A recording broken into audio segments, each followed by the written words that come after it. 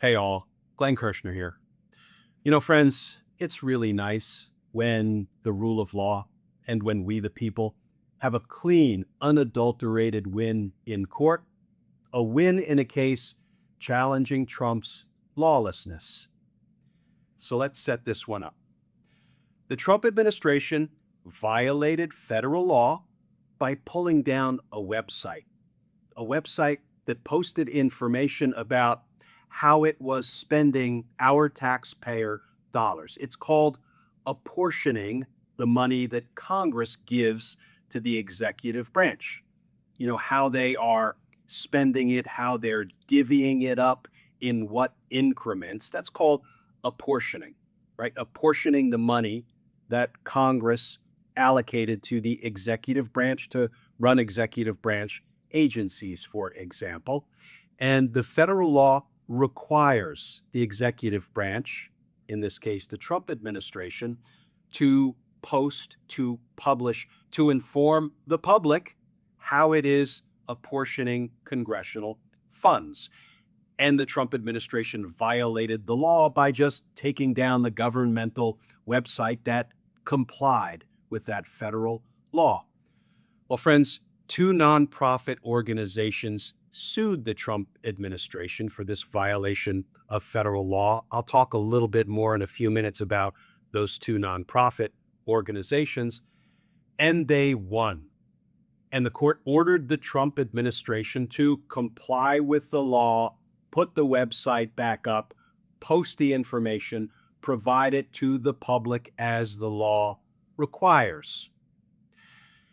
And here is today's headline, this from the Hill. Trump administration restores public spending data after legal fight.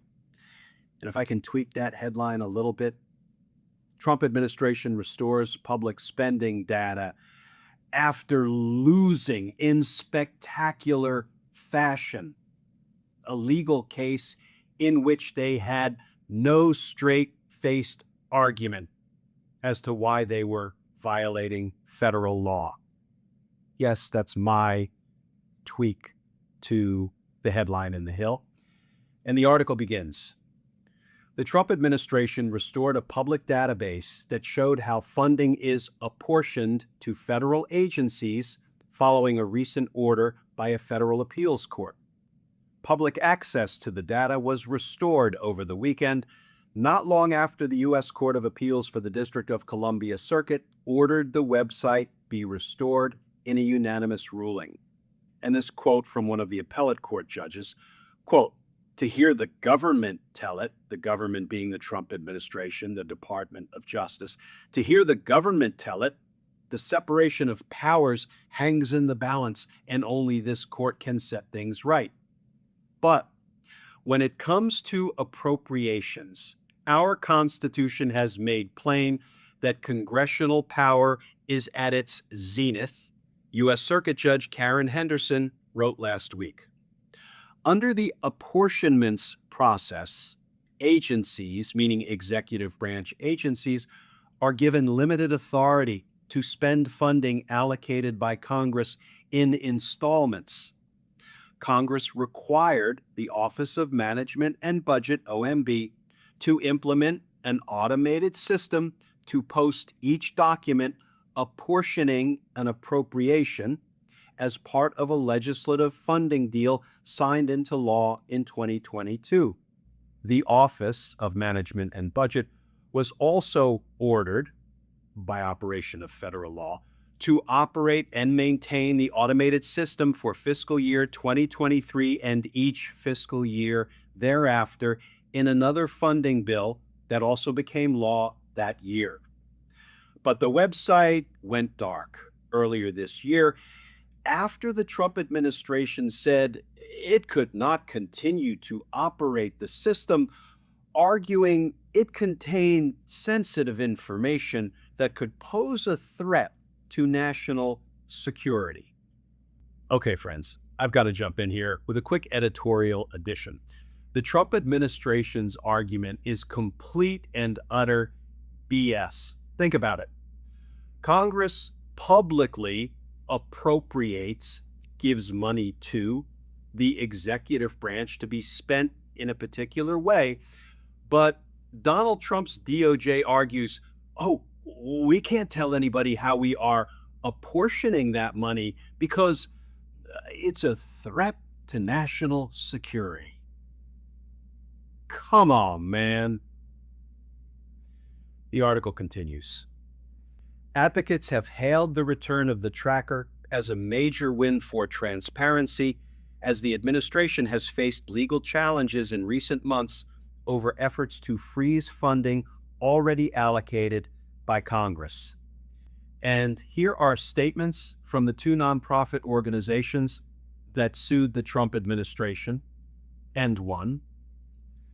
Quote, publicly disclosing apportionments helps protect against any illegal abuses or withholdings of funds, as President Trump attempted to do when he sought to illegally withhold federal funds from Ukraine in exchange for political favors.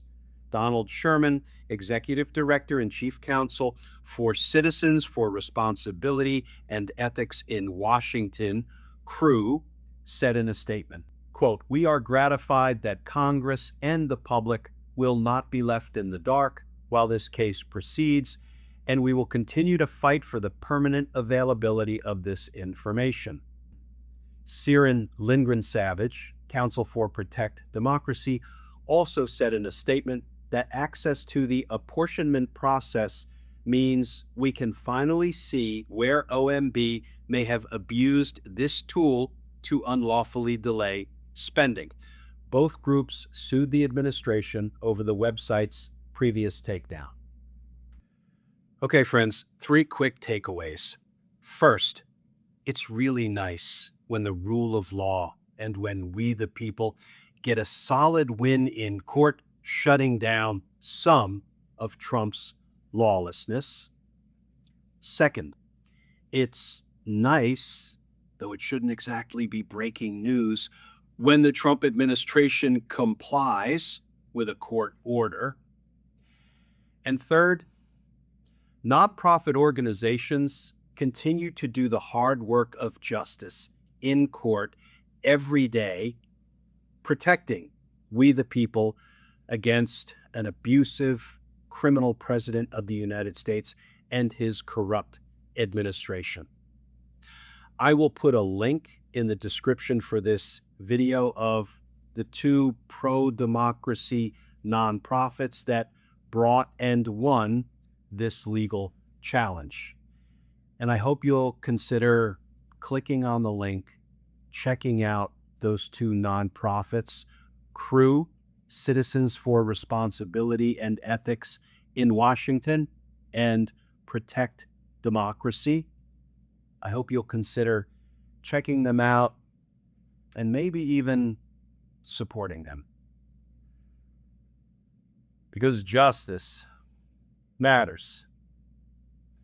Friends, as always, please stay safe, please stay tuned, and I look forward to talking with you all again tomorrow.